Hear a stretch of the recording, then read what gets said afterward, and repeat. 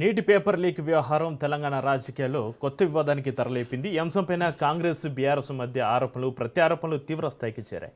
హైదరాబాద్లోని MLA quarters వద్ద ఉద్రిక్త పరిస్థితులు నెలకొన్నాయి. కేటీఆర్ను అడ్డుకునేందుకు యూత్ కాంగ్రెస్ నేతలు ప్రశ్నించగా పోలీసులు వారిని అడ్డుకున్నారు. అరవింద్ కుమార్ యాదవ్ ఆధ్వర్యంలో నిర్వహించిన నిరసన కార్యక్రమం ఉద్రిక్త పరిస్థితులకు దారితీస్తుంది.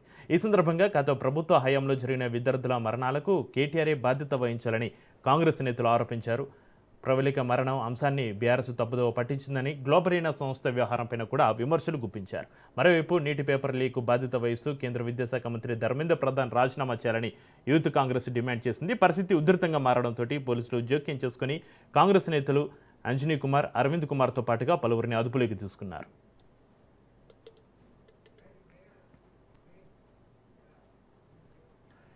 నీటి పేపర్ లీక్ వ్యవహారం తెలంగాణ రాజకీయాల్లో కొత్త వివాదానికి తెరలేపింది. ఈ అంశంపైన కాంగ్రెస్ బీఆర్ఎస్ మధ్య ఆరోపణలు ప్రత్యారోపణలకు సంబంధించి మరింత సమాచారాన్ని మా ప్రతినిధి సునీల్ ఫోన్లైన్లో అందిస్తారు.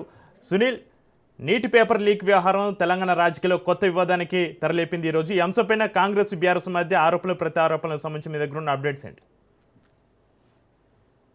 దేశవ్యాప్తంగా తీవ్ర రాజకీయ దుమారం రేపుతున్నటువంటి నీట్ పేపర్ లీకేజ్ అంశం ఇప్పుడు తెలంగాణ రాష్ట్ర రాజకీయాల్లో తీవ్ర ప్రకంపనలు సృష్టిస్తుందని చెప్పవచ్చు. వైపు బీఆర్ఎస్ నేతలు ఈ రోజు ఇంద్ర పార్క్ వద్ద నీట్ పేపర్ విషయంలో కేంద్ర మంత్రి ధర్మేంద్ర ప్రధాన్ రాజీనామా చేయాలి, ఎవరైతే లాఠీ చార్జ్ చేసినటువంటి కాంగ్రెస్ జనతా పార్టీ నేతలకు మద్దతుగా ఈ రోజు ఇంద్ర పార్క్ వద్ద బీఆర్ఎస్ నేతలు ఆందోళన చేస్తే, మరోవైపు కాంగ్రెస్ పార్టీ కూడా నీట్ పేపర్ సంబంధించిన విషయంలో కూడా గత కొంతకాలంగా ఆందోళన వ్యక్తం చేస్తుంది. గత మే 3వ తేదీన నీట్ ఎగ్జామ్ రాసింది, మే 6వ తేదీన నీట్ పేపర్ బయటకు వచ్చింది. కానీ ఇప్పుడు బీఆర్ఎస్ పార్టీకి నీట్ పేపర్ అంశం గుర్తుకొచ్చింది అంటూ కూడా ఈ రోజు తెలంగాణ కాంగ్రెస్ పార్టీ అధ్యక్షుడు మహేష్ కుమార్ గౌడ్ తో పాటు అంజన్ కుమార్ యాదవ్, మాజీ ఎంపీ అంజన్ కుమార్ యాదవ్ కూడా తీవ్ర విమర్శలు కూడా చేశారు. ఈ రోజు ఎమ్మెల్యే క్వార్టర్స్ నుంచి ఇంద్ర పార్క్ వద్ద బీఆర్ఎస్ నేతలు చేస్తున్నటువంటి దీక్షను అడ్డుకునేందుకు పెద్ద సంఖ్యలో యూత్ కాంగ్రెస్ నేతలు బయలుదేరిన నేపథ్యం వారందరూ కూడా పోలీసులు అడ్డుకున్నారు. అయితే గతంలో బీఆర్ఎస్ ప్రభుత్వం 10 సంవత్సరాల్లో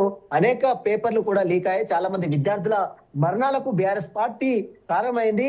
గతంలో గ్లోబరీనా సంస్థ ఇంటర్ అవకతవకలకు సంబంధించిన అంశంపై గ్లోబరీనా సంస్థ అది కేటీఆర్ బినామీ సంస్థ అంటూ కూడా అటు కాంగ్రెస్ నేతలు విమర్శలు చేస్తున్నారు. ఈ గ్లోబరీనా సంస్థపై దర్యాప్తు జరిపించాలని కేటీఆర్ ఎందుకు డిమాండ్ చేయడం లేదు? ఒకవేళ ఇప్పుడు డిమాండ్ చేస్తే మాత్రం ఖచ్చితంగా రాష్ట్ర ప్రభుత్వము గ్లోబరీనా సంస్థ సంబంధించిన అంశంపై, ఇంటర్ అవకతవకలపై, మరోవైపు పేపర్ లీకేజ్ సంబంధించిన గ్రూప్ 1 గ్రూప్ 2 ఏదైతే పేపర్ గత ప్రభుత్వం లీక్ అయిందో ఆ పేపర్ లీకేజ్ సంబంధించిన అంశాలపై కూడా విచారణ జరిపించడానికి తాము సిద్ధంగా ఉన్నాం.